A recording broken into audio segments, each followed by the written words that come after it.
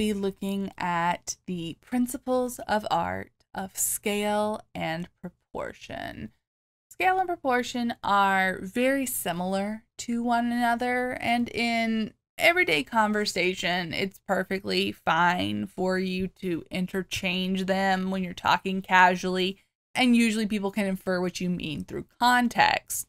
But for the purposes of this class, because we are working on communicating clearly, we're going to focus on the important distinctions between scale and proportion so that you can evaluate artworks and communicate about them in the most effective way possible.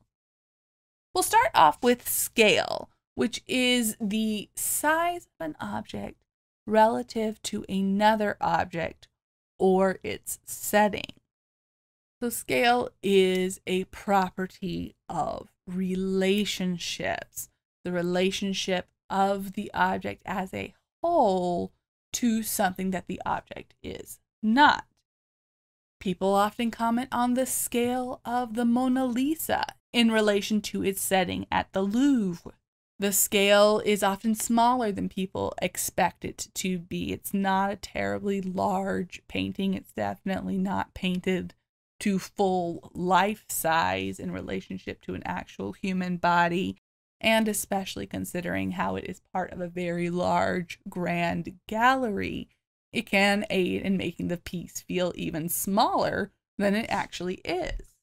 Scale can be used to inspire awe. Monuments are meant to impress us with their large scale.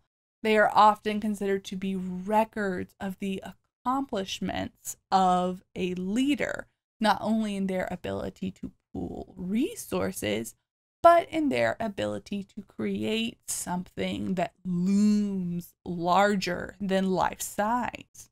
The color field painters of the abstract expressionist movement use scale to create overwhelming experiences, to flood our field of vision with paint and consume our entire visual perception. This is one reason why it is so hard to talk about abstract expressionist works, especially ones like color field paintings, in the classroom or through textbooks. We are denied, because we are not in their actual presence, that sense of scale. When I first started teaching this class, one of my students came back to me after the class had been finished, and he had an opportunity to go to Washington, D.C. and see works like the ones by Rothko for himself.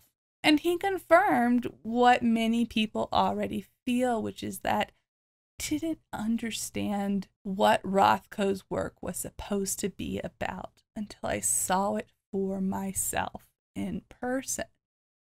And that's a testament to the power of Rothko's work, that it is a very effective personal experience, but it does again reveal some of the things that we have been talking about earlier in this class, that art is a privilege, and historically art has been reserved for a privileged few. The idea of masterworks being accessible by everybody, including the general public, is pretty new, and there are still a lot of limitations to access to work. You know, we have great reproductions, we have great videos that you can watch on artworks and you can learn about them, but the privilege of being able to experience a work of art is still something that is not as easy to come by as you might initially expect. Scale changes the way that you view art. One of my biggest reactions to seeing a work of art in person was me seeing Salvador Dali's Persistence of Memory in person and realizing that it is so very small.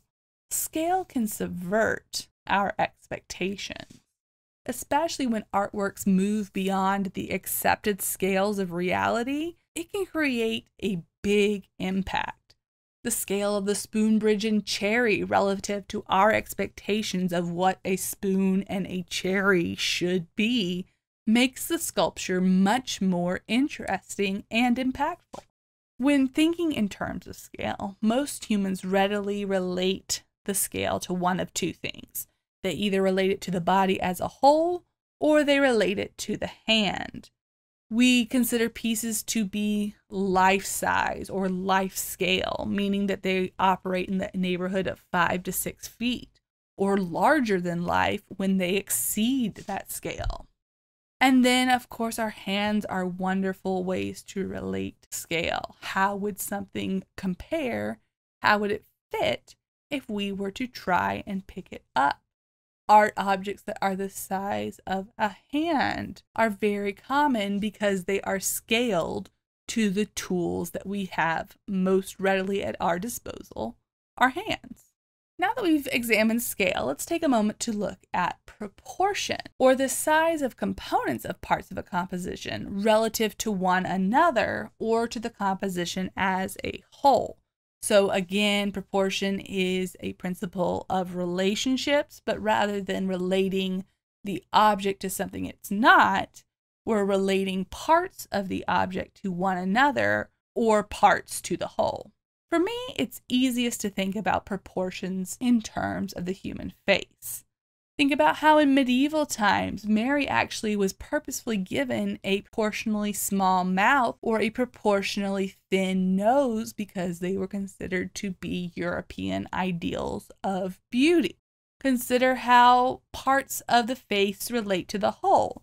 Do you have a proportionally large nose, a proportionally small nose? We are very attracted to things with proportionally large eyes because they remind us of infants or children and calls to our direct need to nurture. So proportions are all about relationships within the object. Let's take a moment to identify then some relationships within this painting.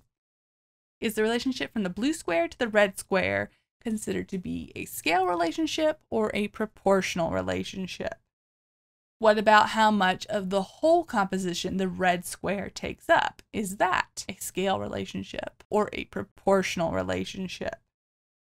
Now, as we have explored, mathematics and proportions were very important to Greek culture as well as the cultures that imitated them, the Romans, the Italian Renaissance, the neoclassical era. All of these movements were utilizing mathematics and proportions based on those formulas, trying to express the ideal proportions of the universe, whether that is the golden ratio or the proportions of a human body. And that obsession with proportions and ideal human figures didn't end with any of those eras. They show up even today.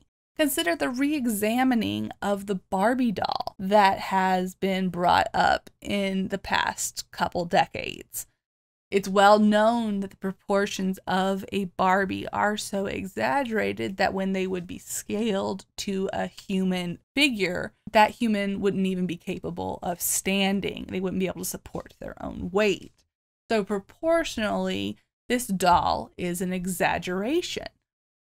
What this then brings into question is if we are constantly feeding the young girls of our culture a single vision of an exaggerated female figure, what is the message that we are sending to those girls? We are sending them a message about a specific ideal, an ideal that is not only unattainable, but is actually in many ways unhealthy. The Dove campaign for real beauty, which started in the early 2000s, directly addresses the exaggerations of proportions, especially in the context of the female figure, and how this isn't limited to just dolls that we give young girls, but is directly found to be manipulated in the advertising that we display to women across the board. So take a moment now to pause here and watch that video, the original Dove campaign for real beauty, and absorb the way that just proportion alone can be manipulated into creating a certain visual experience that is based on an underlying ideal. And now let's look at this particular artwork by Damien Ortega called Controller of the Universe. A very fun art piece because it allows you to walk in between the elements. Now for a moment, let's take and relate the axe that you see on one side relative to the little bit smaller axe that is just above it. Is that an example of scale or is that proportion? And what's very interesting is the objects that he has chosen to suspend from the ceiling that look like they are emerging from a central place are not just random objects, but are in fact tools. And by standing in the middle of it, you bring to fruition the artist's intent, the metaphor of humans being the controller of the universe through our use of and mastery of tools.